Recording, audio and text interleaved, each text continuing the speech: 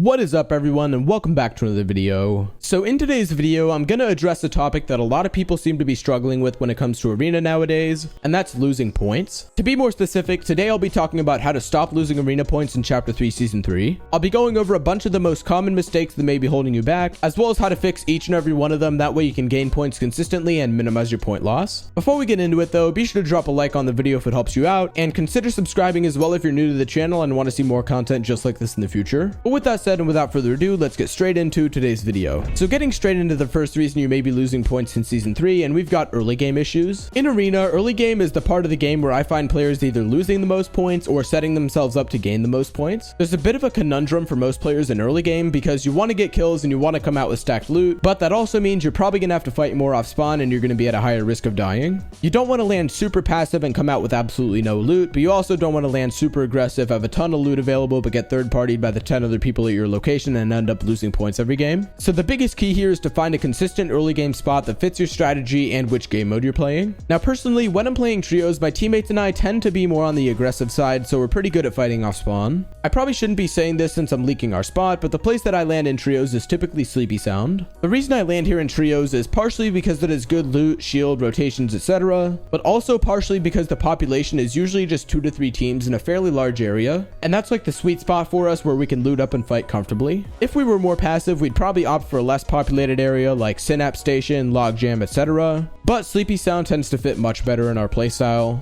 My overall point here is that your drop spot is a crucial part of your gameplay, and if you find yourself mixing it up all the time and dying off spawn, chances are that finding a consistent drop spot will do you a lot of good. Another issue in early game is something I find a lot of players doing in every game mode, and that's having no backup plan. When most players get into early game, they mindlessly drop in, hope they can get a building to themselves, and they simply commit to the first fight that they see. But honestly guys, especially when you get poor RNG off spawn and you're not confident in fighting, there's absolutely zero shame in rotating out to a different area in order to get better loot and coming back later to clean up, or simply rotating out and continuing your game. For example, going back to my Sleepy Sound drop spot, I have a few backup plans depending on the situation. For example, I can rotate northeast to the lighthouse and around the east side from there, or I can also rotate to the sunflower farm, or I can even go to the mansion northwest. Especially if you find a consistent drop spot or even multiple drops that you can switch out depending on the game, having a backup plan or strategy or even multiple of them in case things go south is an extremely important aspect of early game, and that's something I definitely recommend everyone implements. Overall though, by patching up issues in your early game, finding a consistent drop spot, and having backup plans, you should be prepared for just about any situation, and this can save you a lot of hassle when it comes to losing points from spawn deaths. The next issue that may be causing a lot of you guys to lose points is simply fear or lack of confidence. Especially for those of you grinding towards champs, it's super easy to get nervous, feel like there's a lot on the line, and get intimidated by every opponent as a result. But the truth is, this lack of confidence is probably the main factor holding you back from gaining points, and you're probably better than a fair amount of players you're going against, even if you don't realize it. In fact, you're probably dying to a lot of them simply because you're getting nervous and shaky. The issue here is that a lack of confidence isn't something you can kind of just like flick a switch to make better, and it's also not something you can practice in creative or VOD review for. Instead, it's simply a mental thing that you kind of have to adapt to through being in the situations that scare you on a consistent basis. I know it's a simple solution, but the solution for those of you who get scared in fights and don't have the level of confidence needed to gain points consistently is literally just to put yourself in the situations that scare you. Be aggressive and assertive with every player that you get into fights with, and keep up consistent pressure in your fights. Over time, by putting yourself into difficult situations in game, you'll find yourself getting better and better at handling them, and you're going to begin to realize that the players you run into in arena actually aren't nearly as skilled as you originally cracked them up to be. It takes time to get over that fear, but once you do, it's going to be an enormous game changer. The next concern that a lot of you guys may be running into is a pretty interesting one, and that's improper aggression. By improper aggression, I'm mostly talking about your mid-game strategy, and this mainly comes down to playing either too passive or too aggressive. There's a pretty fine line between too passive and too aggressive in arena, as playing too passive makes it difficult to gain points simply due to the lack of elimination points and poorer loot, while playing too aggressive can also become disastrous if you push yourself into shambles situations, run into third parties, or simply lose a lot of your fights. While there's no perfect sweet spot for everybody, the way that I typically do it is 100% situational.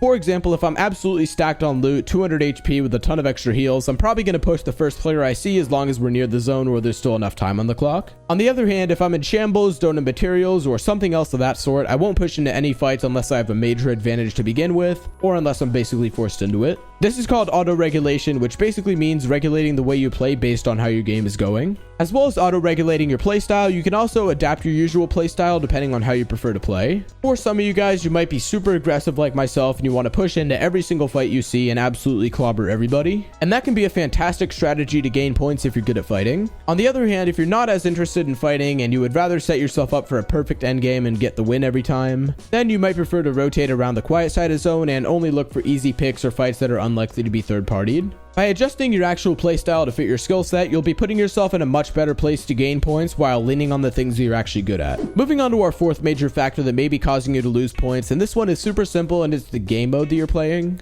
Now, a lot of players might not know this yet, but solos and duos are actually a really big disadvantage when it comes to purely maximizing your point gain, at least once you rank up a bit. Points per kill is the same between all three game modes, with 15 points per kill in Open League, 10 points per kill from Division 5 to Division 7, and then you get 5 points per kill in Champions League, and placement points are extremely similar. And obviously getting a higher raw number of kills in trios is easiest because of your team size, so playing trios is definitely the most advantageous option for point gain, followed by duos, and solos is the least advantageous. So if you find yourself playing a lot of solos or even duos and you're struggling to gain points, consider finding some more teammates and jumping into some trio matches to really optimize your point gain. And if you guys need a place to find teammates, then be sure to check out my Discord server, which is going to be linked near the top of the description. In the server, we've got a select region channel where you can select your Fortnite region and gain access to a looking for group chat for your exact region. And from there, you can find a bunch of different players for pretty much anything in Fortnite. We've got around 11,000 members right now, so there should be plenty of options. So if you are on the search for some teammates, then be sure to join the Discord. Once again, it's going to be linked near the top of the description.